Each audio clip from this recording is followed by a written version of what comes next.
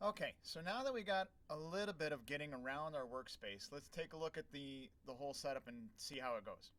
So let's go File, and we're going to do File. It helps if you're in actually in Adobe InDesign.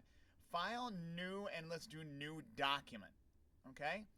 New Document is going to bring up this window, and it's going to show us our recent, anything that we have saved, print, web, and mobile. So these are all preset by Adobe that they're giving you and setting you up. So what's great about this is not only do you see, okay, letter, legal, tabloid, if you scroll down, there's a whole bunch of templates that they're giving you, and you'll see if they're for free or if you have to pay for them and go out to the Adobe stock or the Creative Cloud setup.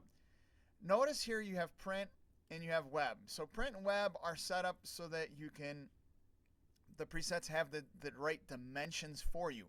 Now, they're giving you web because you can create stuff in Adobe InDesign for the web. Is that a great idea? Yeah, not so much. I'm a true believer in the way they do stuff. I don't like doing stuff for the web through InDesign, although we can do a lot of stuff in multiple ways for that, and we'll talk about that later. And also we can talk about mobile. I just seem and I really like to do my stuff for the web, specifically for the web, and not just out of InDesign. So let's go back to print. Let's take a look at print. Let's just pick a letter document, 8.5 by 11, and we're going to hit create. Okay. Notice here it's giving us the inches, and we can also change our stuff right here from inches to picas, points, millimeters, all that stuff. We're going to leave it with inches. We also have the orientation if we're going to do it portrait or if we're going to do it landscape. How many pages, what pages we're going to start on, how many columns, column gutter, margins can be all set up here, bleed and slug information. And we're going to talk about more about this stuff in a minute, but let's just open up and create a new document. So I've got a new document, and look it, when we open a new document, we have properties right here. The property inspector is going to tell us everything that we need to know about this page right off the bat. It's 8.5 by 11. The margins are here. We can adjust the layout, how many pages, rulers, guides, the whole deal. So this is going to be very good. Every time we pick a new tool, this property panel will change. So if I click and grab the text tool and create text, you're going to notice that we can start typing, and it shows us character information in here. What font, what's weight or size, what size, yeah, and as soon as I click out of that, now let me go back in here, it changes us back into the character panel. We also have the paragraph information, bullets, numbering, all kinds of stuff. If I come over here and grab a box to create, you can see that we have the transformer. It shows us, oh, we've built a rectangle and how big, how wide, how to fill it, stroke, align, all these things. So the properties panel will change with everything we choose in our toolbar. Very important. So it's pretty much the home dock of where we're going to keep track of everything that's going on in our page. So I'm just going to come back over here and I'm going to grab the selection tool and I'm going to highlight all this stuff by just drawing a box around it, and I'm going to delete it. So getting around in here is going to talk, this is a pretty important panel, the properties inspector, and then we can see what's happening. Notice across the top we have a ruler, and across the side we have a ruler.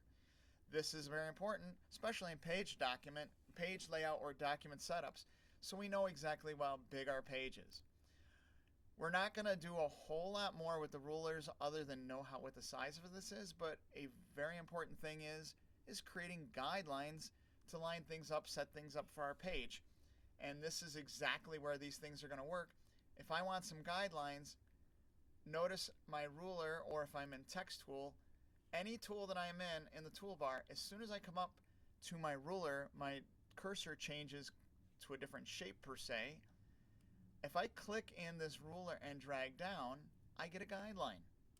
These guidelines are very helpful in everything we do in InDesign, creating grids or lining things up. There's a lot of things we can do to do that stuff, but guidelines are a big help. Notice when I click and drag in here and drag down, it only creates a guideline inside of my document and not outside of our document. So what I'm going to do here is I'm going to click in there and drag down, and if I drag outside the page as I'm creating this, it's going to create a guideline that's going to go across the page completely, which could be very helpful. And if you ask me, I like to do that more than I like it inside the page, especially if I have page spreads or multiple pages going on at the same time. To create a vertical guideline, I'm going to click in that ruler and I'm going to drag outside to side like that. Also, again, if I have my mouse outside, I create these guidelines the way I want them, and they're there. And notice the guidelines show up in that teal color. If I have a bunch of guidelines and I want to get rid of them, if I just use my selection tool to drag across them, it selects them all, and I can hit delete, or I can create a bunch of guidelines, and to get rid of them, I can just come up underneath View and Guides and Grids and delete all guides on spread. And that also will get rid of those guidelines. Also, we can, when we start making more pages, when we come over a pages panel, you'll see that we have pages here. Also at the bottom, you'll see that we have pages and master pages. These are also master pages over here, but we'll talk about master pages more in a little bit. So we can get to different pages by clicking on the pages when they show up over here. We can get to pages by clicking on them over here. It's a fun thing, and it's also a frustrating thing at the same time. Adobe and almost every program, whether it be InDesign, Photoshop, Illustrator, there's always more than one way to do something in the program. We can also get around by dragging these scroll bars from side to side, up and down. This is my least favorite way to get around in here, and I'm going to show you many more ways to get around in here that are a much better way to do it. If you notice, we can go up underneath View, and we can go to Actual Page Size, and it'll show us the page. Now notice it's showing right up here the name of the file that we're working on right now. It's called Untitled 1 at 100%. We can also come up underneath View, and we can fit page in window. So it will increase it, and it increases it on my screen. On your screen it may be different depending on your screen resolution or how you have it set up. It's saying that Untitled 1 is now at 106%. So it's actually larger than 100%. We can come up underneath View and we can say Zoom In, which will zoom us in, which, if you noticed, zoom in or zoom out is Command or Control, Command plus minus. So if I go Command minus, it will zoom me out, and Command plus will zoom me in. That is my favorite way to zoom in and out. It's a key command, and I'm not going to try to show you a ton of key commands. I am a key command shortcut junkie. I love them, and at all costs I will do them because it will make me a much more efficient person in the program.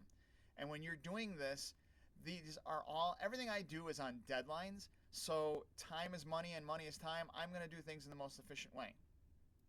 Also, if I zoom in on this now, when you're here, I can, if you have a scroll mouse on the Mac, I'm going to scroll on my mouse up and down. But if we grab the hand tool allows us to maneuver around on our page. There's going to be a lot of times you're going to have something up here in the top corner. Oh, I need to fix something down here. I'm going to scroll.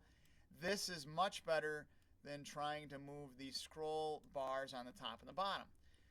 Now, again, like I just said, I'm a keyboard junkie. I don't like to come over. If I'm working on something here, I don't want to have to come all the way over here and grab the hand tool and come back over and do things.